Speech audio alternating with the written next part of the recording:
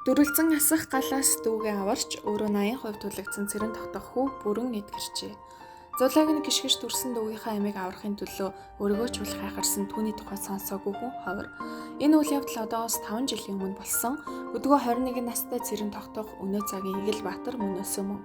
Дүүгээ авраад хүн түлэгдсэн хүү халуун сэтгэлд Монгол түмний хандив дэмжлэгээр бүгд найрамдах Солонгос улсын хангас аймлаг дэмжлүүлээд их орондоо ирсэн юм.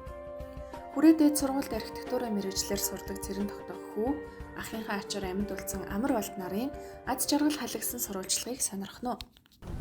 Одоо хүрээ дээд сургуульд архитектурын сурч байгаа. Одоо 5 дугаар курс төгсөх курс. Яг ахыхныхаа үрийг л үзэж чинь гэж үзсэн.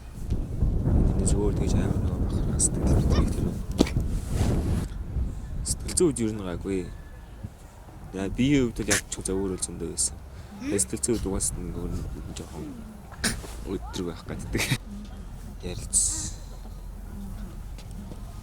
Өөрөө тэрийг нэг хамаа нэг одоо дурсах хүсэхгүй байгаа ч. Тиймэрхүүс. Тийм болохоор найз нөхдөөрөө нэг тэрийг тэр талаа яриулахгүй. Монгол Солонгост нийлээд ойролцоогоор 2 сар гарсан байсан. Тэгээд Монголд ирээд бас оргил аршин совилд бас нэг хэсэг байсан. 10 хоног бол. Тэгээд тэрнээс хойш бол дандаа нэг эмнэлэгт нэг улиралдаа нэг ч юм уу эсвэл нэг 6 сардаа нэг очиж физ хэмжлэг хийчихсэн. Дасгал басгал. Их тэгж амар хүн боддгоо.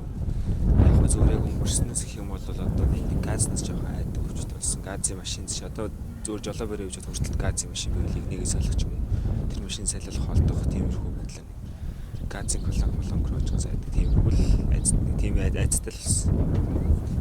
Хэлбэснаар бол ер нь айгүй. одоо ингээд биеийн хувьд ч гэдэг юм уу. Одоо ер нь зөөр шар сараас гадна өөрт ч өөр зөөр ер нь байдаг.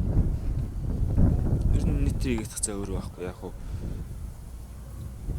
Цээж хийсэг ингээд нэг иймэрхүү байдалтай бүгдгэр байгаа.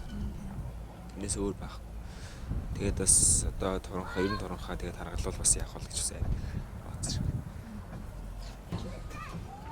Тэр үед одоо хандад тусламж өргөсөн хүмүүс одоо энэ ч явах дэмжижсэн эмчнэр сольдерчнэр бүх хүмүүст нь баярлалаа гэж.